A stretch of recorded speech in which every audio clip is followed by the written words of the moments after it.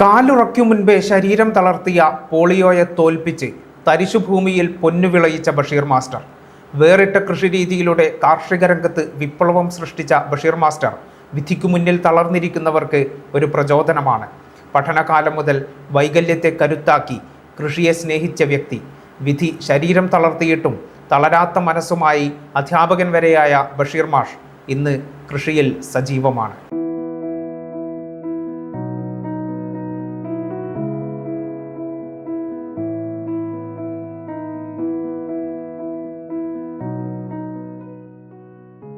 ജനിച്ച് 1 വയസ്സാകും മുൻപ് പോളിയോ തളർത്തിയതാണ് ബഷീർ മാസ്റ്ററുടെ ശരീരത്തെയും ജീവിതത്തെയും.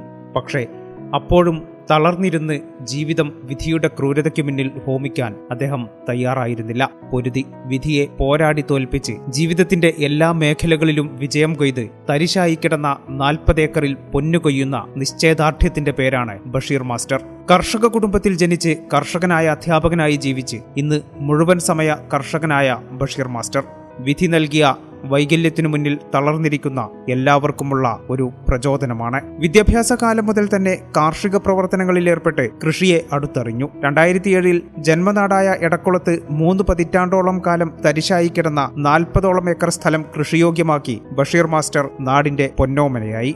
അൽഹംദുലില്ലാഹ്, ദൈവന്റെ അനുഗ്രഹത്തോടു കൂടി വളരെ സജീവമായി മുന്നോട്ട് പോവാം.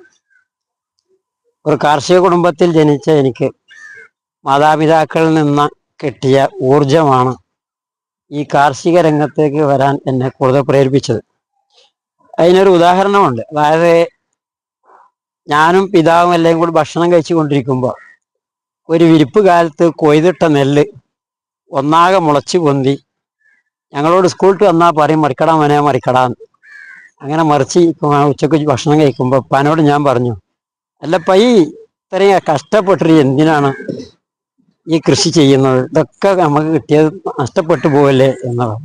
അപ്പൊ എന്നോടിപ്പ പറഞ്ഞൊരു മറുപടി ഉണ്ട്. എടാ മോനെ, നമ്മളിത് ചെയ്യുമ്പോൾ 6 കുടുംബം ഇതുകൊണ്ട് അവരെ ഉപജീവന മാർഗം നടത്തിക്കൊണ്ടിരിക്കുകയാണ്. ഒന്നാമത്തെ ബെനിഫിറ്റ് അതാണ്.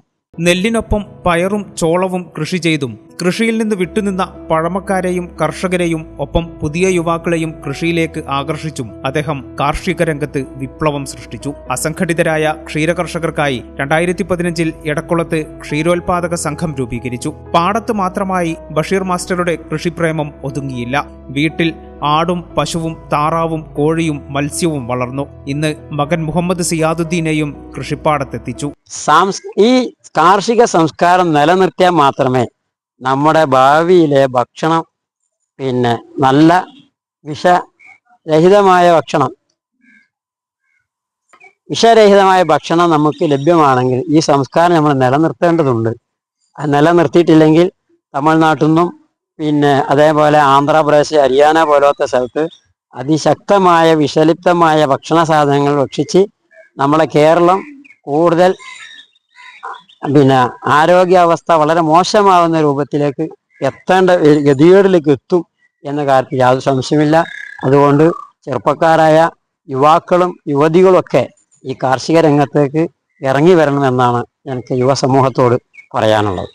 ബഷീർ മാസ്റ്റർ പിന്തുടരുന്ന ജൈവ രാസ സമ്മിശ്ര കൃഷിരീതിയും പ്രത്യേകമായി കണ്ടെത്തിയ പച്ചിലവള പ്രയോഗവും ജലസേചനത്തിനായി നടത്തിയ ഇടപെടലുകളും പ്രശംസനീയമാണ്. കേരളത്തിലെ തന്നെ മികച്ച ഭിന്നശേഷി കർഷകനെന്ന അവാർഡടക്കം നിരവധി പുരസ്കാരങ്ങളും അംഗീകാരങ്ങളും ബഷീർ മാസ്റ്ററെ തേടിയെത്തിയിട്ടുണ്ട്.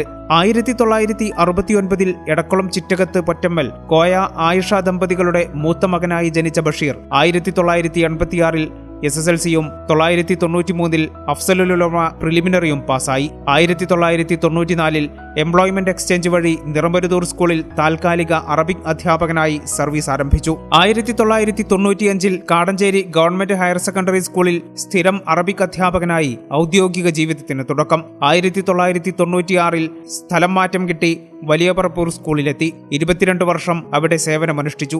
ശേഷം എടക്കുളം GMLP സ്കൂളിൽ 2018 എത്തിയ ബഷീർ മാസ്റ്റർ 2025 വിരമിച്ചു. ഈ ചാനൽ ന്യൂസ് തിരുനാവായ. ഇടനെഞ്ചിലെ സ്വപ്നം മികച്ച ജോലിയാണെങ്കിൽ ഇനി ചിറകു വിരിച്ചു പറക്കാം. Empire College of Science. Empire College of Science, Moondal, Kuttipuram, Malappuram.